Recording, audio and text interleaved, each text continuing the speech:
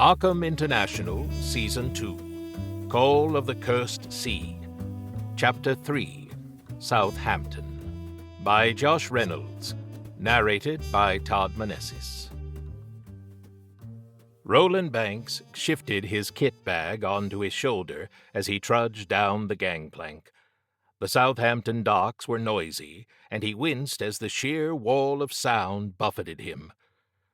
"You're looking queasy," Trish said from behind him. "Still feeling seasick?" "No," Roland said tersely. "Good. Keep your eyes peeled. Mabati is supposed to be meeting us here."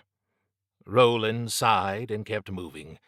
It wasn't that he didn't trust Mabati, but they didn't know anything about the man. Not really. From what Roland could tell, he moved in the same subtle circles as men like Tillinghast or Carl Sandford, which meant, in Roland's estimation, he knew too much and none of it good. The world had had always been, wilder and stranger than Roland was entirely comfortable with. He was still getting to grips with it all. Trish didn't seem to have that problem. Then she was probably used to nothing being as it seemed. His eyes swept the docks as he reached the bottom of the gangplank. Crowds of disembarking passengers jostled crewmen and stevedores in raucous confusion. Gulls circled overhead, adding to the din. The air was thick with the stink of smoke, diesel, and bilge. He wanted a cigarette. Fumbling in his coat for them, he stepped out of the press and positioned himself next to the water. Something about the crowd had him on edge, though he couldn't say what. Maybe it was just the noise. Maybe it was his unsettled stomach. Or maybe it was something else. Trish reached him in time to snatch a cigarette from his pack.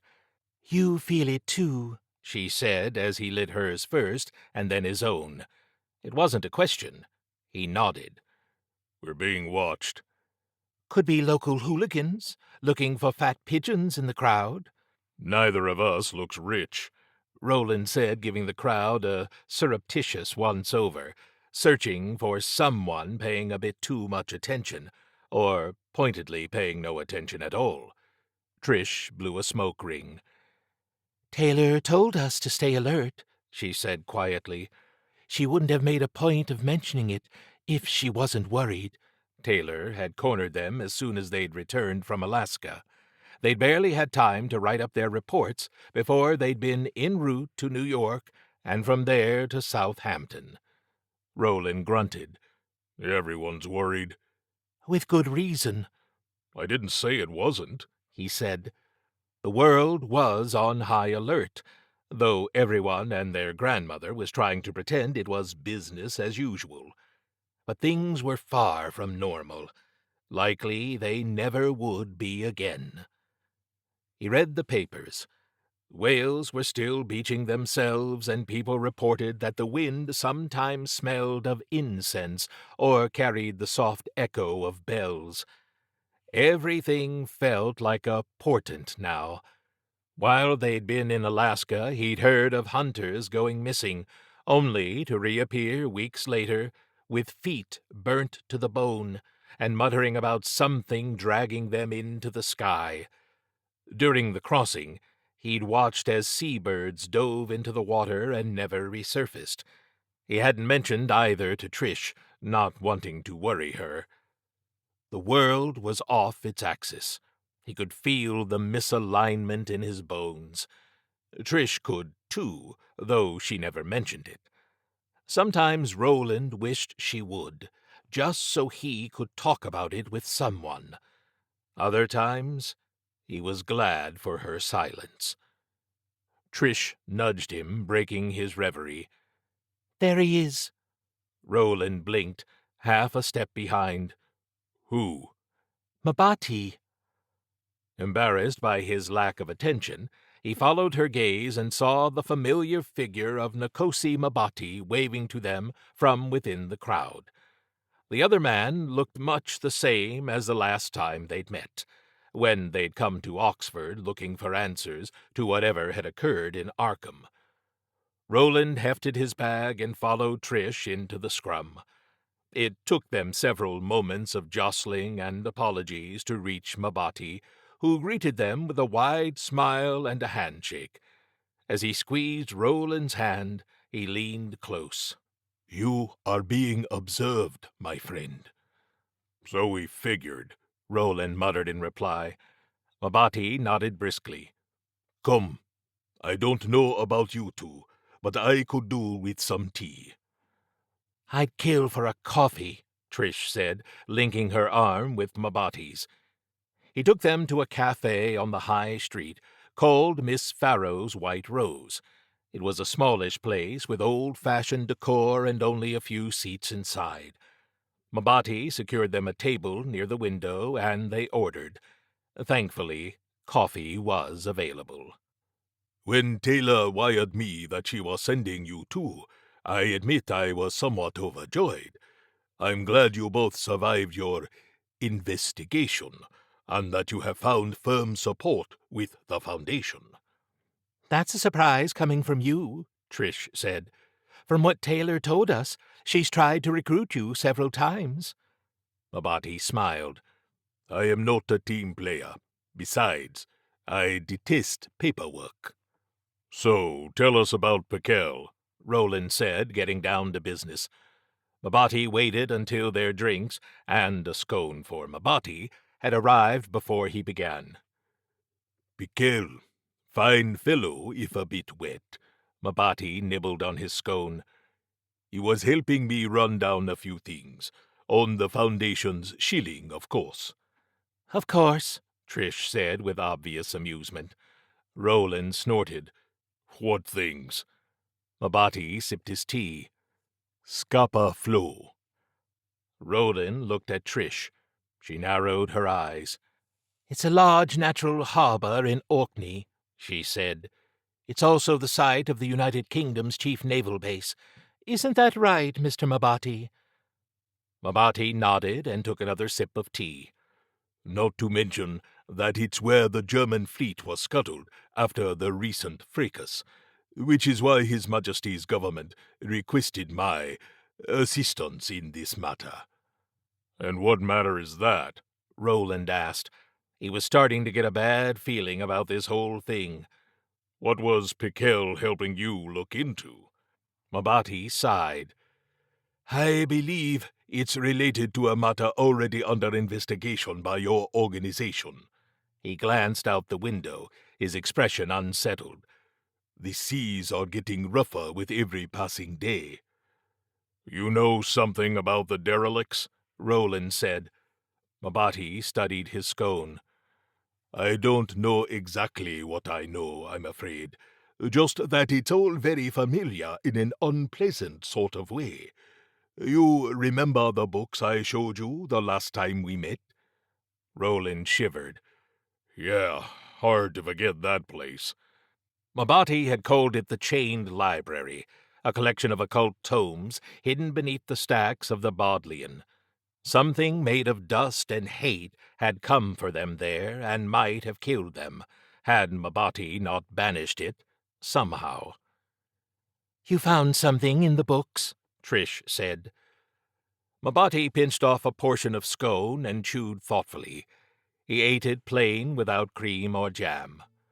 "Yes, but as I said, I am still not certain as to what I found. Vague references to a spawning or a migration of sorts, a sudden resurgence from the deepest parts of the sea. But among those cryptic mutterings were locations. Most of them are gone now, swallowed by the ocean or the convulsions of the earth millennia ago. But some yet remain, and are relatively easily accessible." "Scapa flow?" Roland said. Mabati tapped on the table. "Got it in one, Mr. Banks." "And you say Piquel helped you uncover this?" "Indeed. He was surprisingly astute for one of Kiana's, that is to say, Commissioner Taylor's dog's bodies." Mabati gave an embarrassed shrug. I've met precious few of them who are adequately educated as to the true nature of the world we inhabit. Most cling to an idealized status quo, with the desperation of drowning sailors, as if they can force the world to be as they wish through sheer bloody-minded willpower. He looked at Roland as he said it, and the latter wondered if he were being insulted or complimented. Trish cleared her throat. "Maybe we should tell him what we found in Alaska." Roland gestured. Be my guest. His eyes strayed to the window while she filled Mabati in. It had started to rain. Ripples of water ran down the glass, tugging the colors of the street outside into unpleasant hues. Roland blinked. There was someone across the street, watching them. A man dressed in a suit, wearing a trench coat and a Homburg. He looked innocuous. He leaned inside a doorway, a cigarette glowing between his lips. It had been his act of lighting it that had caught Roland's attention. Mabati followed his gaze and twitched his chin. He followed us from the docks. Do you know him? No. Trish? I spotted him before we came in. And no, could be British intelligence, wondering what we're doing on their patch, especially if our friend here has been working for them. He is not one of theirs, Mabati said. Roland glanced at him. How can you be sure? Because he is carrying a ward of great potency, not the sort of tool your average spy employs, I fear. Mabati frowned and rubbed his temple. I can feel it beating against my senses, like the heat from a fire. I cannot say what it does, though obviously it is not meant to hide his presence. Roland got to his feet. Maybe we should ask him. He was already outside before Trish or Mabati could rise from their seats. The rain pelted down, and he was glad he'd left his coat on when they'd sat down in the cafe, though it had been more out of absent-mindedness than paranoia. He stalked across the street, his eyes on the doorway and the man now watching his approach. The observer flicked his cigarette into the street and stepped out into the rain. He flicked up the collar of his coat and started walking away from Roland. Hold on a minute there, Roland called out. I want to talk to you. But the other man kept walking. Indeed, he sped up. Roland hurried after him, but between the rain and the other pedestrians it was impossible to catch up. Soon he lost sight of him entirely. The crowd ebbed and flowed around him, and he realized that he'd lost sight of the cafe as well. He turned, looking to see if he could see it, when someone caught his arm. Startling him, he whirled, fists up, but paused when he saw that it was Trish. She glared at him. "Are you an idiot? Tradecraft 101, Roland. Don't get lured into a strange city by someone who was being a tad too obvious about watching us." Roland took a step back, out of the street, bemused. It was rare Trish got angry. I wasn't being lured. I was pursuing a suspect, he said. It sounded weak even to him. Trish blew out a frustrated breath and looked at Mabati. "Tell him." Mabati spread his hands. Tell him what? He knows. But from what I have seen in our brief acquaintance, it is his nature to storm into the jaws of the serpent and choke it from the inside. He glanced apologetically at Roland. I wouldn't do it that way, mind, but then I am not an agent of the Bureau of Investigation. Former agent, Roland said. He looked around. I lost him. He was annoyed with himself, and he heard it in his tone. "I know," Trish said. She didn't seem particularly upset, more relieved than anything. She looked at Mabati. "Could he have been one of those things? I've heard that some could almost pass for human." Mabati grimaced.